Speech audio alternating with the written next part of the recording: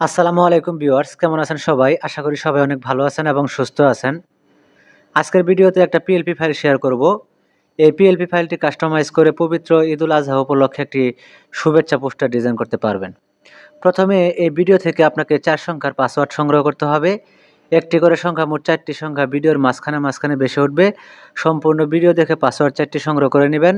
দেন video description box থেকে link collect করে আপনি ফাইলটি ডাউনলোড করে নেবেন। তো ডাউনলোড করা কমপ্লিট হয়ে গেলে পিক্সেল ল্যাব অ্যাপ্লিকেশন ওপেন করবেন। এই ধরনের ইন্টারফেস চলে আসবে। এখানে কর্নার থ্রি ডট আইকনে ক্লিক করবেন। তো ক্লিক করে দেওয়ার পরে এখানে একটা অপশন দেখতে পাচ্ছেন, ওপেন ডট পিএলপি ফাইল, এখানে ক্লিক করবেন। তো এইখানে ক্লিক করে দেওয়ার পর উপরে একটা অপশন দেখতে পাচ্ছেন ডট পিএলপি, এখানে ক্লিক করবেন। তো এখানে ক্লিক করে দেওয়ার পর সরাসরি আপনাকে গ্যালারির ডাউনলোড ফোল্ডারে নিয়ে যাবে। এইখানে আপনার কাঙ্ক্ষিত ফাইলটি পেয়ে যাবেন।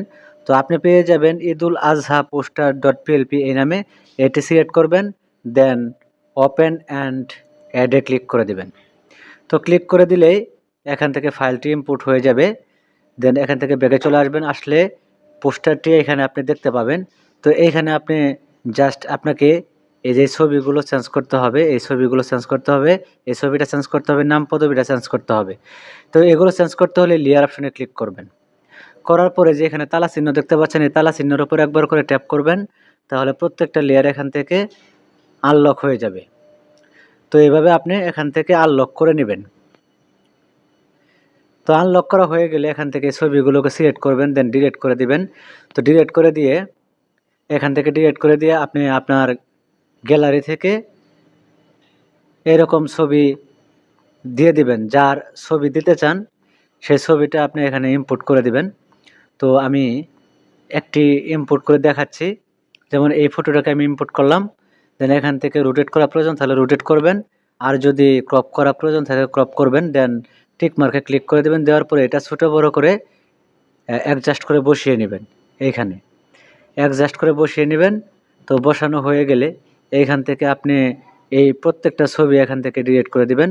ডিলিট করে দিয়ে আপনি যা ছবি দিতে চান সেই ছবিটা এখানে দিয়ে দিবেন। দেওয়ার পরে এই ছবিটাকে সিলেক্ট করে এখান থেকে এই যে মাঝের অপশনটা দেখতে পাচ্ছেন, এখানে ক্লিক করে দিবেন। এখানে একটা অপশন দেখতে পাচ্ছেন রিসিলেক্ট, এখানে ক্লিক করবেন। করার পর গ্যালারিতে নিয়ে যাবে। তো গ্যালারিতে নিয়ে যাওয়ার পরে আপনি যা ছবি দিতে চান বা আপনার যে ছবি দিতে চান সেই ছবিটা সিলেক্ট করবেন। তো একটু সমস্যা হচ্ছে, একটু ওয়েট করবেন। আমি আবারও এখান থেকে রিসিলেক্টে ক্লিক করে দিচ্ছি। দেওয়ার পরে এখান থেকে আপনি যা ছবি দিতে চান সেই ছবিটা জাস্ট গ্যালারি থেকে ইম্পোর্ট করবেন। যেমন আমি এই ফটোটাকে দিলাম।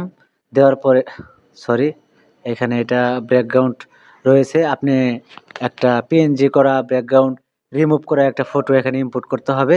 তো আবারও রিসিলেক্টে ক্লিক করবেন। করার পর গ্যালারি থেকে আপনি ব্যাকগ্রাউন্ড রিমুভ করা একটা ফটো এখানে ইম্পোর্ট করবেন। তো আমি দেখিয়ে দিচ্ছি, নিচে আছে। তো এই ফটোটাকে আমি সিলেক্ট করলাম। দেন এখান থেকে টিক মার্কে ক্লিক করে দিবেন। দেওয়ার পরে এখান থেকে আপনি ছোটো বড়ো করে অ্যাডজাস্ট করে নেবেন। নেওয়ার পরে এখান থেকে আপনি যে জামালপুর জেলা জাতীয়বাদী দল এটাকে সিলেক্ট করবেন। তো প্রথমে এটা আপনি আনলক করে নেবেন, যে এখান থেকে টেক্সট লেয়ারগুলো আনলক করে নেবেন। তো আনলক করা হয়ে গেলে এখান থেকে আপনি যে ডাবল ট্যাপ করলে এডিট অপশন চলে আসবে।